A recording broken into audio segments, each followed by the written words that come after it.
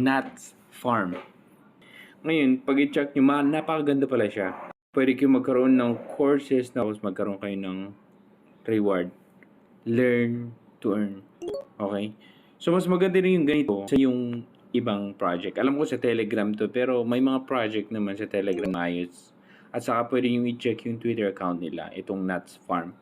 Sa phase 1 pa lang ito. Ito pa lang yung isang project ng Open Academy.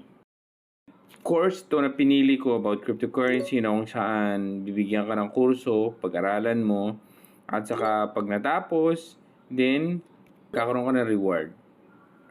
Hindi nga basic ang mga sinasabi niya. Ibig foundation ng crypto. Okay? So, andyan lahat. Ayan, answer. So, pwede nyo itong sagutin. Okay? Itong Nuts Farm, mga Lodi, ganda to. Marami kang pag-aaralan at marami silang mga courses na kung saan ibinibigay. So, after mo matapos after ng quiz, madali lang yung quiz at saka may matututunan ka. Ayan o. Meron akong reward nut na 500 tapos di ko alam ticket to. Okay? So, back to the lesson tayo. Ganun lang. Hanggang matapos mo to kasi course to na pinili ko hanggang mag-graduate ka. Ayan o. Ito yung kanilang Twitter account, Open Academy, Phase 1, Nuts Farm Game.